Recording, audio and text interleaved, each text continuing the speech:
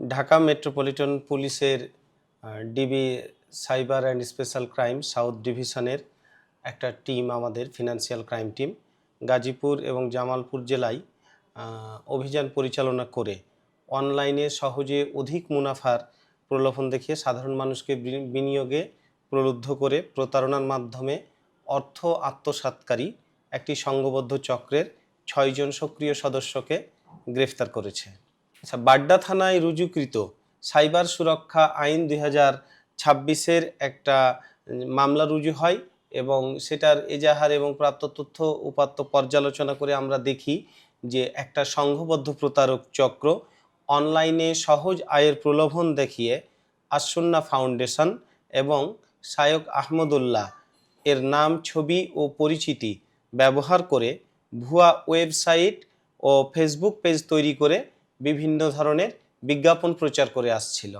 তো এই সব ভুয়া ওয়েবসাইট ও ফেসবুক পেজে প্রকাশিত বিজ্ঞাপনে বিশ্বাস করে সাধারণ মানুষ সেখানে উল্লেখিত মোবাইল ফাইন্যান্সিয়াল সার্ভিসের অ্যাকাউন্টে অর্থ বিনিয়োগ করে এবং প্রতারণার শিকার হয়। তো আমরা তদন্ত করে দেখি যে চক্রটি বিভিন্ন প্রতিষ্ঠানের নামে পরিচালিত জনপ্রিয় ওয়েবসাইট এবং ফেসবুক পেজের আদলে প্রায় একই ধরনের ডোমেইন ও পেজ তৈরি করে। পরবর্তীতে সার্চ ইঞ্জিন অপটিমাইজেশন এবং পেইড বুস্টিংয়ের মাধ্যমে এসব ভুয়া ওয়েবসাইট ও ফেসবুক পেজ অধিক সংখ্যক মানুষের কাছে পৌঁছে দিয়ে তাদের প্রতারণার যে জাল, এটাকে বিস্তৃত করত। আমরা যেসব গোয়েন্দা তথ্য পাই এ সংক্রান্তে এবং বিভিন্ন প্রযুক্তিগত বিশ্লেষণের মাধ্যমে প্রথমে গাজীপুর থেকে এই চক্রের 2 জন সদস্যকে গ্রেফতার করা হয় এবং পরবর্তীতে এই 2 জনের কাছ থেকে আমরা যে সব তথ্য উপাত্ত পাই সেটার ভিত্তিতে জামালপুর জেলার সরিষাবাড়ি থানাধীন তারাকান্দা ফাঁড়ির পিংনা ইউনিয়নে অভিযান পরিচালনা করে আরও 3 জনকে গ্রেফতার করা হয়। পরবর্তীতে এদের কাছ থেকে পাওয়া তথ্যের ভিত্তিতে গাজীপুর থেকে আরও 1 জনকে গ্রেফতার করা হয়। এভাবে এই অভিযানে আমরা মোট 6 জনকে গ্রেফতার করি। আমরা এ পর্যন্ত এই অভিযানের ফলাফল এবং প্রাথমিক অনুসন্ধানের মাধ্যমে যতটুকু জানতে পারছি, এই সংঘবদ্ধ চক্রটির কার্যক্রমের মূল কেন্দ্র জামালপুর জেলার সরিষাবাড়ি থানাধীন পিংনা ইউনিয়নের কুমারপাড়া গ্রাম।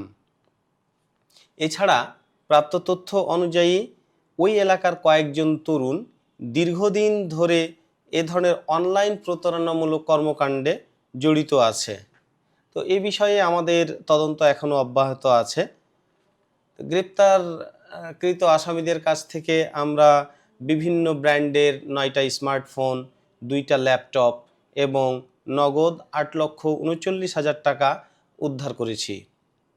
তো প্রাথমিক প্রযুক্তিগত বিশ্লেষণে এসব জব্দকৃত ডিভাইসসমূহে প্রতারণামূলক কর্মকাণ্ড পরিচালনার খুবই গুরুত্বপূর্ণ তথ্য প্রমাণ পাওয়া গেছে এবং ভুয়া ওয়েবসাইট ও ফেসবুক পেজে ব্যবহৃত যে মোবাইল ফাইন্যান্সিয়াল সার্ভিসের নম্বরটি দেওয়া ছিল সেটি জব্দকৃত স্মার্টফোনে পাওয়া গেছে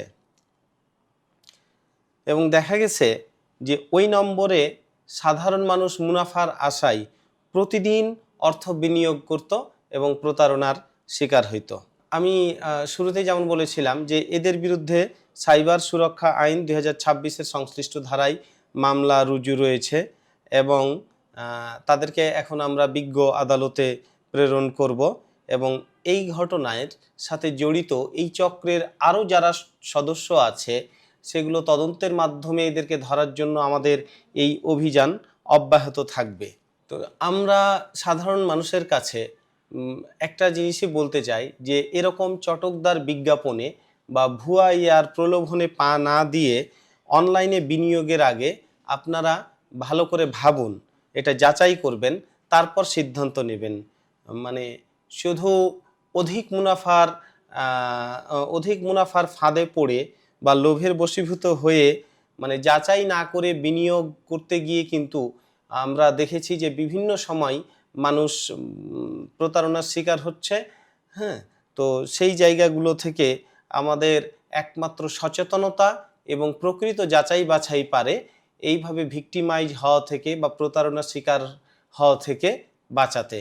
তো আশা করি সবাই এই বিষয়ে সচেতন থাকবেন। ধন্যবাদ।